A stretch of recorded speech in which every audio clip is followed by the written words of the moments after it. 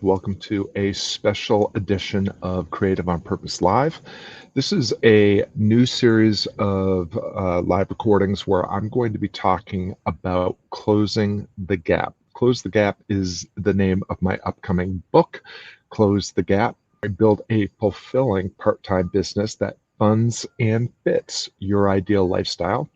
Uh, while I am writing the book, I am actually workshopping the ideas and the principles that are taught in the book with a group of coaching clients in a program called Close the Gap. It's a 90-day Solopreneur Business Goal Accelerator. We've got MJ in the waiting room.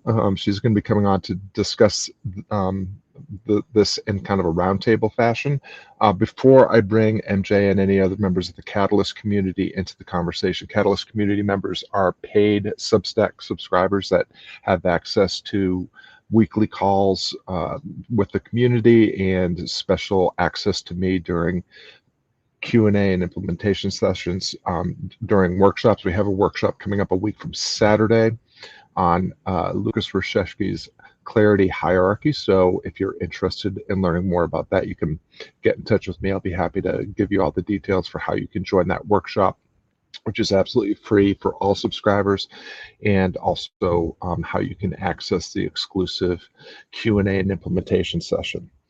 Okay, so let's get started for real. So before I bring in members of the Catalyst community to discuss the concept that I have created for today, let's talk about this idea of becoming. Specifically, as a solopreneur, how do you become the thing by doing the thing?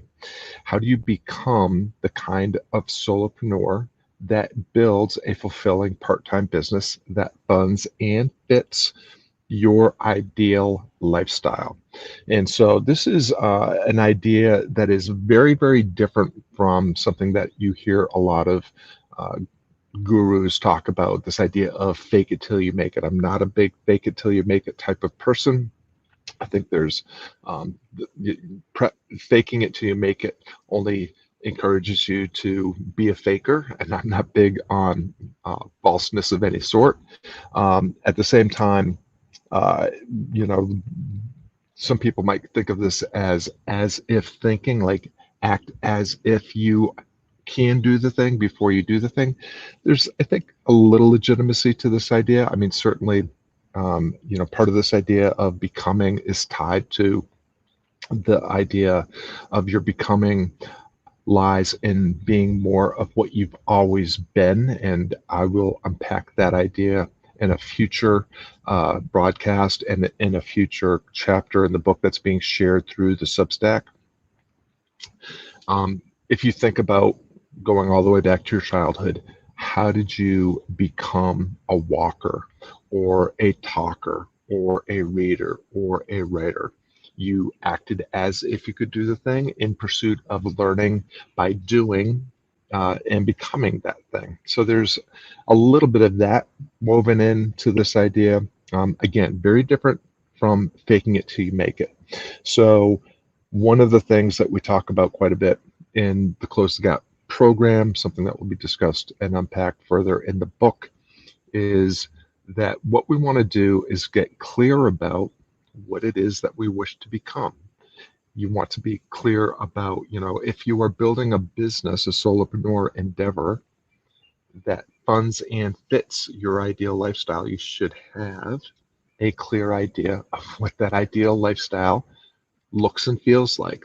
And so we have exercises that we do to kind of craft what our average week looks like when we're living our ideal lifestyle. It gives us a point on the horizon that we can start aiming for, knowing that as we continue to step into that possibility, we'll be iterating and improving the way that or that destination. We will not end up exactly where we say we want to go when we begin, because there's too many opportunities and obstacles that we can't foresee in the journey. But through the act of becoming the thing, we earn confidence and gain clarity about where we really are meant to or want to end up.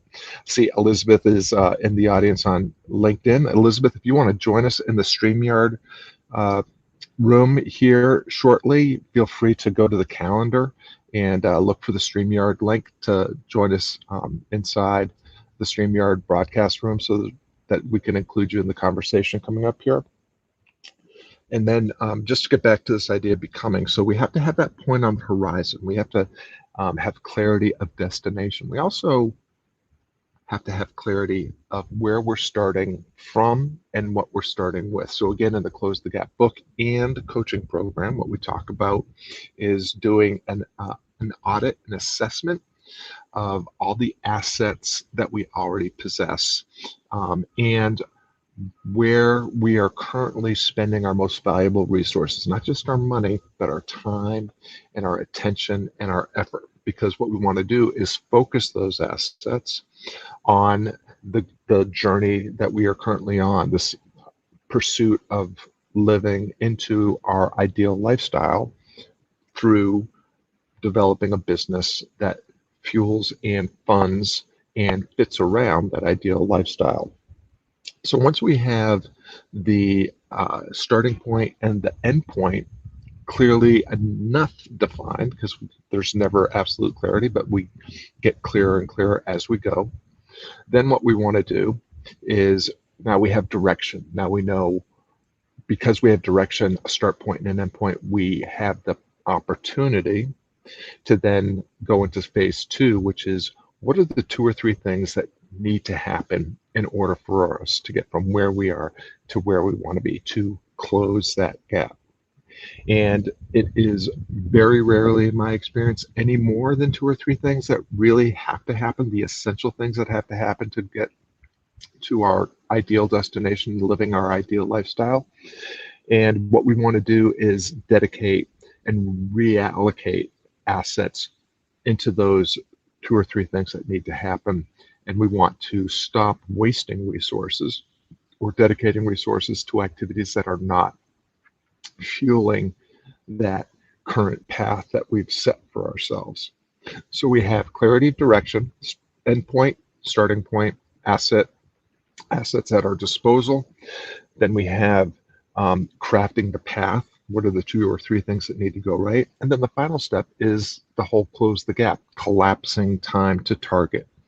And that happens by, and this happens in the 90-day sprint, what we're doing is we are identifying the next most immediate thing that has to happen to achieve our goal. And we are crafting our path to that 90-day goal. And we are doing that work every single day, a daily discipline of small steps where we are identifying the next most immediate constraint to our progress, and then figuring out how to navigate our way through or around that constraint so that we can get to the next constraint. And so it's a process that I sometimes call just do the next right thing. And of course, that's a quote from Princess Anna in Frozen 2, but I think it applies. And so it's this daily discipline of finding and navigating the next most immediate constraint, collecting the data. So here's where the final piece comes in, because once we have clarity of direction, meaning starting point and ending point, we have enough clarity about the path, the 2 or 3 things that need to go right for us to get there, and we start collapsing time by raising the floor on whatever thing in that 2 or 3 step process is the least most efficient or effective. Because if we raise the floor on that, we automatically improve the efficiency and effectiveness of our system. So this is the premise behind this whole idea of becoming. And it highlights the 3 elements of the Close the Gap process that is being taught in the book Close the Gap, but also in the coaching program Close the Gap. And this is a process that some of the members of the Catalyst Club community of paid subscribers and coaching clients are going through in the Close the Gap program. So with that, we have MJ in the waiting room. I'm going to bring her in to join the conversation. Fantastic. I'm happy to share. on how closing the gap has worked for me so far, if that will help, Scott. Sure. And I can give a very short summary. I would basically say that I'm a 25 to 30 year social impact brand strategist and have worked for a lot of different brands in the progressive impact world. That's companies and nonprofits who are doing good in a variety of fields, whether it's tourism, apparel, beauty, all kinds of industries, food. And for those years, I worked inside companies or as my own consultant, basically delivering the work to brands who needed help on all aspects of marketing and branding. And I got to this point where I just, as Scott said, I wanted a lifestyle that was going to be fueled by my work, but I didn't want to be hostage to my work. I just didn't want to be working all day to deliver all assets and all aspects of a company's needs. And so Scott's appealing pitch to me really resonated in terms of optimizing for a lifestyle. He was optimizing for a grandchild. I want to optimize for things that are about who I am, and that's hiking and painting and gardening and doing things. So I imagined, after listening to Scott and learning from him, that if I could work with clients that I love in the morning and have my afternoons free and take everything I've learned in my 25 to 30 years of a career and package it in a way that is useful and close that gap, I would be a lot happier. And so I'm on this journey with Scott Perry to do just that. And I have to say, I feel like it's going swimmingly. I've done a lot of online sessions, a lot of workshops, namely akimbo workshops, which I love. But I would say that the greatest learning for me has been two things, starting with taking the work in looking what I'd done in my years past and thinking, hey, this is what my clients really wanted. Why don't I package that? But then kind of letting that emergent process pivot and change, which has had, remarkably done so in the last 2 to 3 months, just since I've been in this program, and kind of learning to sit with that and say, actually, I think the need is here. And so to just let time take its course in the closing of that gap, and to be very precise about the mundaneness of the first step that I need to take and the second step and the third step. And I consider myself a very organized person, but I don't organize myself around banal topics like this. And that feels very empowering. So I feel like I'm making great progress. And I'm still waiting for new things to emerge, but am continuing to do my day-to-day client work, continuing to write a Substack, and building those prospect leads to get me to that optimized lifestyle. That's a great share, MJ. I want to tug a little bit on the thread that you opened up, which again is part of the opening, part of the preface of the book. And so there, for those of you that are interested in reading about what we're talking about, there's a link wherever you're watching this to the very first installment of the Close the Gap book, which I'm actually kind of writing out loud and in public as I go through the Creative on Purpose Substack, which you can subscribe to for free. So MJ, you mentioned this idea of emergence. We talk about it in the preface of the book, and around this idea of becoming, because our becoming is an emergent property. Oftentimes people that are attracted to my work think of themselves as purpose-driven difference makers. They are, they may be coaches, consultants, freelancers, creatives, what have you, but they're largely often building one-person operations, whether that's around a service or a product or a cause. And the reason why I think emergence is so important is because when you are purpose-driven, we can get confused about where purpose lies and how we can identify, define, and develop that purpose.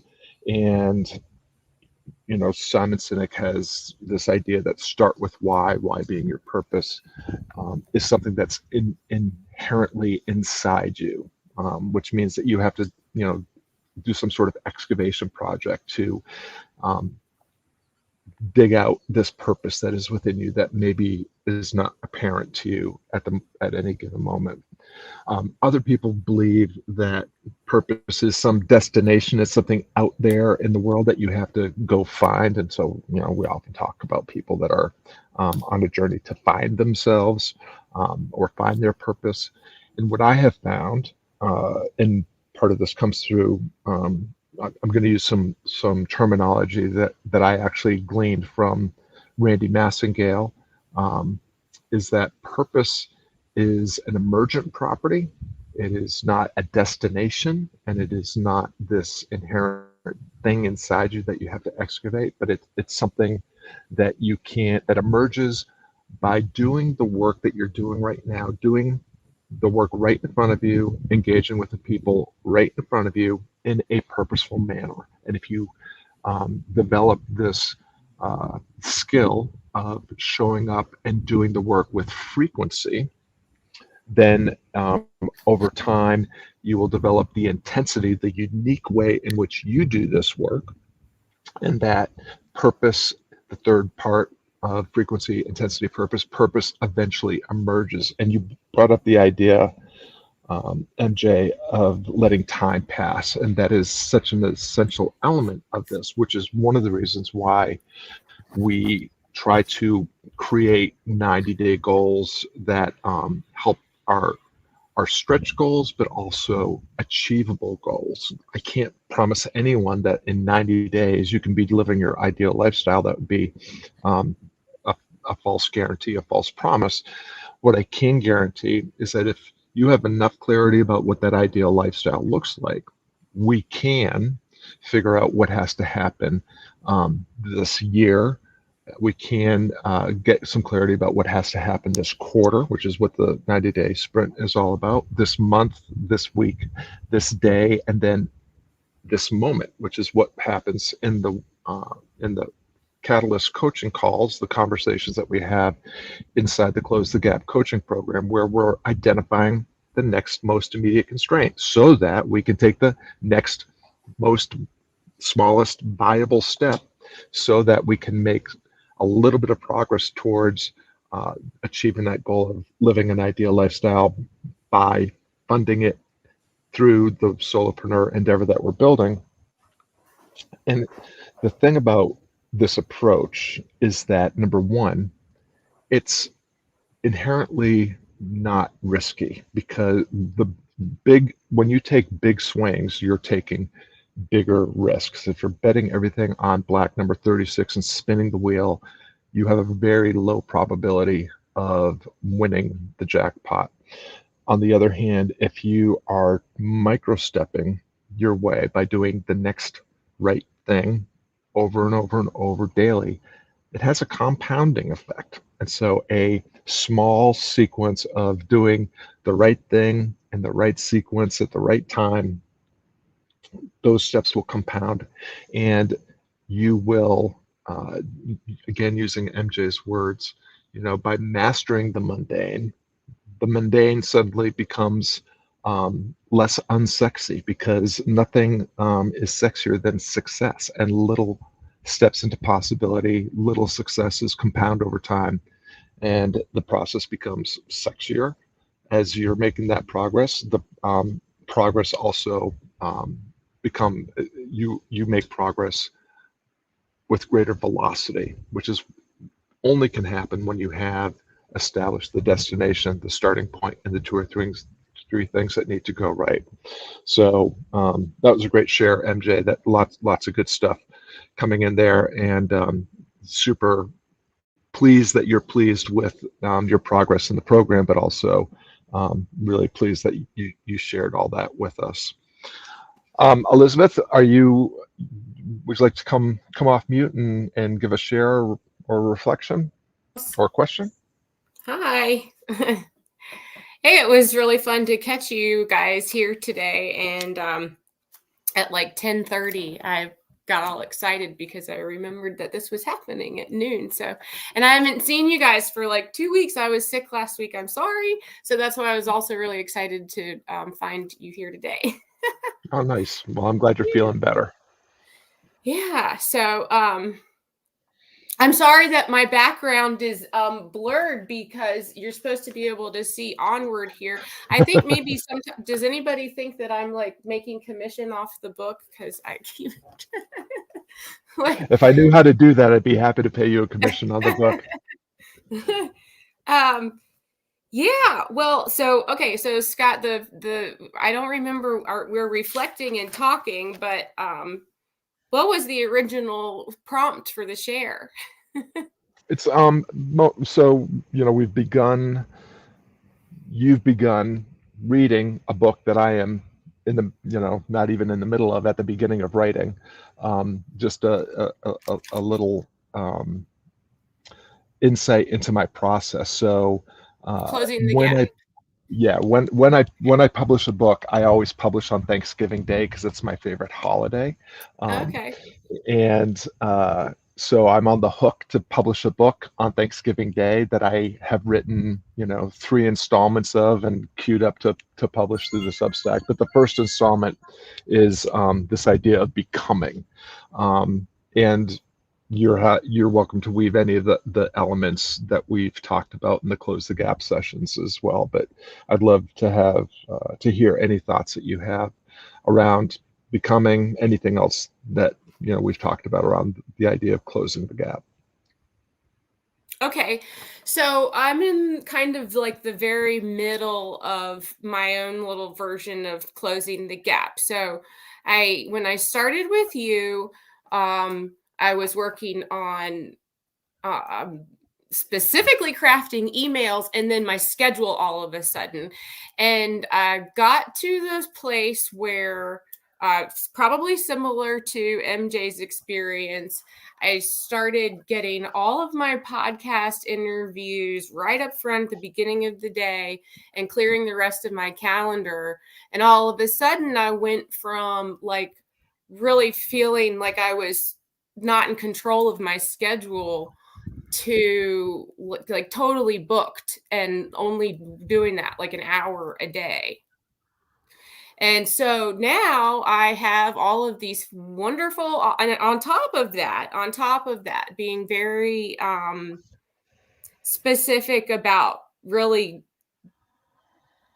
allowing myself to be like really fascinated and enjoying the people who have come forward to be on the podcast. I feel like I've gotten what I want out of the process I'm in the middle of. And so now I have to switch. Now it's time to switch gears. And I have, I'm faced with the path of the digital marketer right here for the next like 30 days exactly. And I have a few things in place. I could totally let go and just not do any marketing at all, but I feel like I would be letting the process down or something, right? Because there are some people who are I have an event in October, and like if I just stopped right now, if I just what I just said, if I said I've already gotten what I want out of this process, and I just completely just all I do is like worry about, if the lunch is going to show up on time that day, for example, I would be completely tickled pink, except that, the unknowns between now and the date is really just like, am I going to embarrass myself if only like 2 people are there? Like that's the only issue. And so speaking of focusing on the thing and play your game, and what is it that you really are prioritizing for? I was speaking with Clayton yesterday or the day before yesterday, and he said, because I went to his workshop in New York a few weeks ago, and he said, Elizabeth, have you had a chance to use any of your comedy training since you came to New York? And I was like, no. Well, I didn't tell him no. I said, I'm trying. That was a lame answer. So, so now what do I do? Right. So that's what I'm thinking. So, using my training, right, and intention with what's been working so far with, this workshop couldn't come at a better time. Sometimes I think you put these workshops out just for me. so now, I'm thinking, I'm actually almost right back at the beginning where I'm thinking, I was writing down like, okay, I probably just need to write some people some emails. And I'm like nervous about that again. So that's where I am right now. Well, it's a great share. It builds a little bit on what MJ was saying, but there's some other things that we can weave in there. So, you and I work together to come up with this email strategy for how you can start to get people interested and maybe purchasing tickets for your event with Clayton coming up in October. And, that's the way that this whole close the gap process works. Is we have to do, the bottom line is, when we say,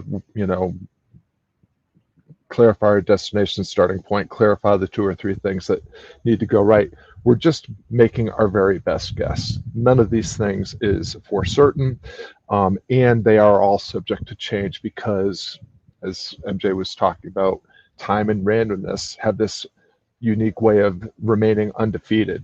Time will pass, random things will happen, some of them opportunities, some of them obstacles.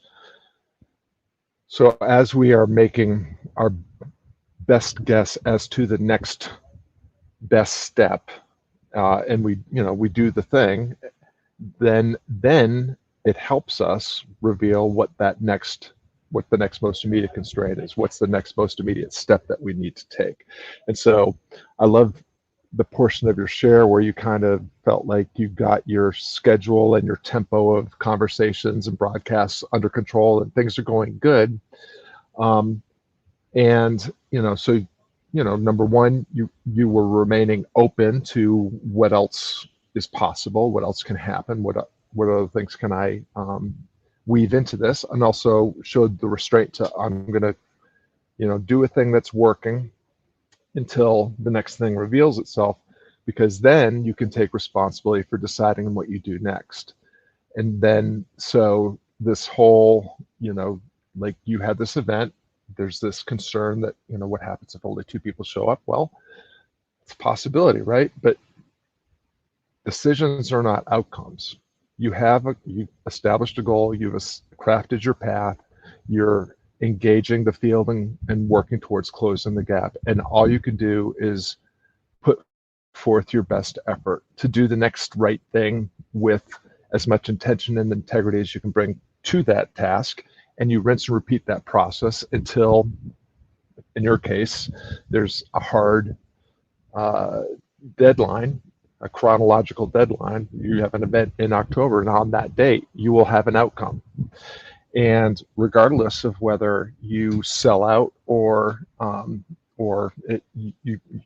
Clayton, speaking to a room of 2 or 3 people, some of whom may be your relatives, you will have achieved an outcome. You will have collected a bunch of data. You will be able to then, and this is kind of the final step in the whole close the gap process. We want to create these 90-day sprints, do the work for 90 days so that we can collect the data, the information that we need to then analyze the data, strategize our next step, and then execute that strategy towards the next goal that will move us closer to that ideal lifestyle or business vision that we have for ourselves. So that's my reflection on your reflection. I think it's a great share.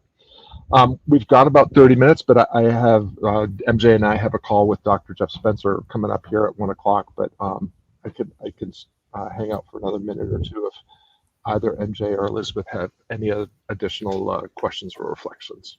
Scott, I just wanted to add one thing. It came up for me while Elizabeth was talking. I love how she said, I'm kind of back at the beginning and I'm nervous again. And I was just emailing with Penny this morning, who said, oh my God, I'm in the hole, and then I'm out, and then I'm in the hole. And I think the beauty of this program and this process and this journey is we are becoming, we are emerging. And Elizabeth's not really back at the beginning because she has all this newfound knowledge. So I feel like maybe the title of the book could be Closing the Current Gap, or closing the gap that's just in front of me, because we're always going to be closing the next gap. If we're true in this process and we're listening and we're iterating and we're emerging and we're becoming a better version, then it's not, the gap isn't fixed. It's one gap for now. Elizabeth figured out her one gap. Now she's got a different one. And I love that, actually. I find that, my last rant for this is just that I consider myself a seasoned executive and I'm learning all the time. And that's one, really fun. Two, it feels like becoming the best part of ourselves and becoming kids again. And three, I don't know why everybody just doesn't do this, because it's just a great part of our productive work life. So there's that. Well, I love that reflection, and you are absolutely correct. I mean, that's the whole point of engaging the field and doing the work and taking that next smallest viable step into possibility, because it does it creates the new starting point, right? Which means that we now, take a look around, assess the situation, plot the next best viable step, or identify the next most immediate constraint. And it's, by rinsing and repeating that process, we're on this journey where the starting point continues to iterate and move. The destination may also iterate and improve and change, and the course that we're on may, require some course correction, some tacking, and so forth. But the other piece that you wove in, MJ, that is so essential to me is that it's supposed to be fun. And here's what I mean. If you are a solopreneur, you are and you're a fan of my work or a follower of my Substack, then you are probably doing work that matters. You consider yourself to be a difference maker of some sort.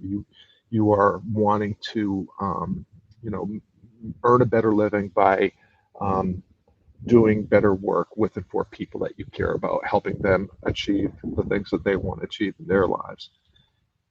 And work is really important, especially this kind of work, because all living things work. Work is just the exchange of energy. Plants work when they're converting sunlight and nutrients in the soil and water into chlorophyll and growing leaves and buds and fruits and so forth. But human beings are unique in that the work that we do informs and inspires our identity, the story that we tell ourselves about ourselves, the story that we want to tell other people and have other people understand, the legacy that we want to live. And so work is really important, but we don't live to work. We work to live. We work to fund the lifestyle that we want to live, also part of our identity. And all of this is part of something called the game of life. The game of life. Not the grind of life, the game of life, because games are supposed to be played. It's supposed to be fun. So I love that you wove that element into it. Any final reflections from you, Elizabeth? Well, thank you. And, also the mastering the mundane part of it. I was thinking the other day about was cleaning out my cell phone and my folders and my computer, and I'm a podcaster, so now I'm figuring out, like, I'm learning the insides of how much data does one little clip take versus an entire 45-minute interview. And in certain spaces, like in my editor on my phone, it doesn't really matter if it's 45 minutes or a 2-minute clip. It clogs everything up just the same. Literally, my editor program can't handle 3 different clips. I thought, well, certainly, time and how long, not really in certain applications. So it feels a lot like that when I'm trying to figure out just like to send an email or a change in my schedule. It's like, that's a mundane thing, but it, for me, takes up the same amount of space as something that is, very creative and intentional.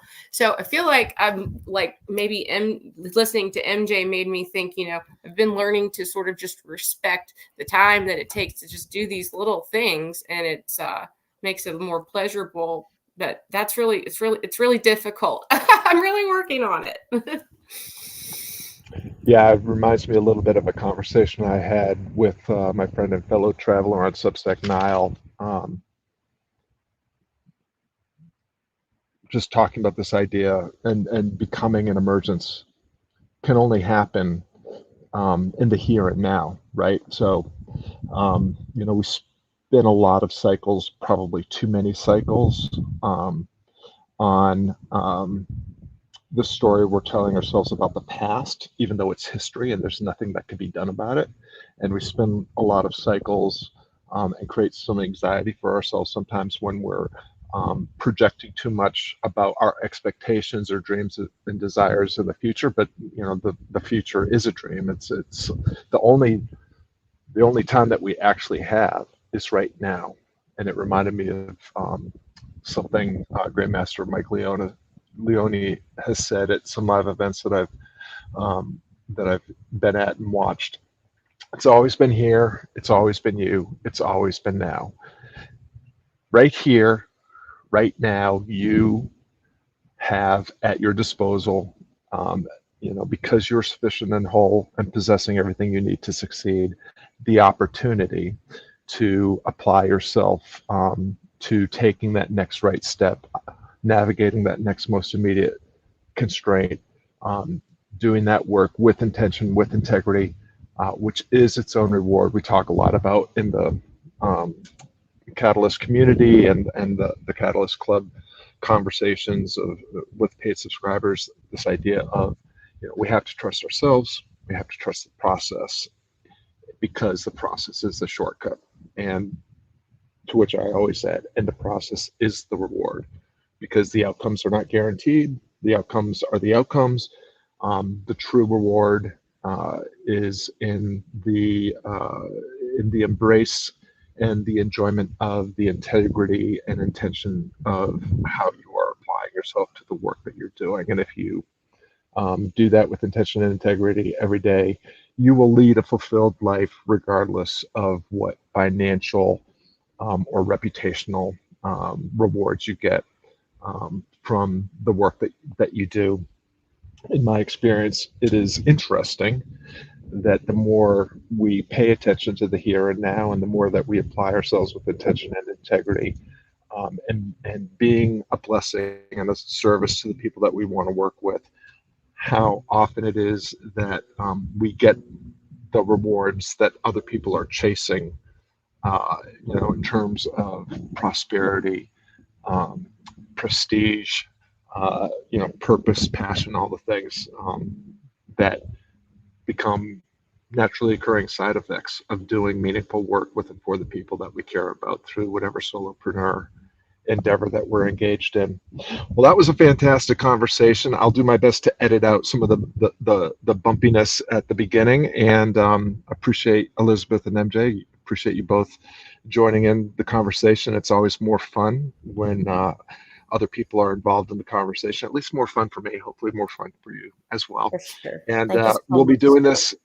We'll be doing this for subsequent Thursdays. Great. Maybe right up until the Thursday in November, Thanksgiving Day, when the book is published. And so for anyone that wants to follow along, subscribe to the Substack. I'll put links where you can do that. If you would like to participate in these conversations and all of our other weekly and monthly conversations, then become a paid subscriber. It costs $9 a month or $90 a year.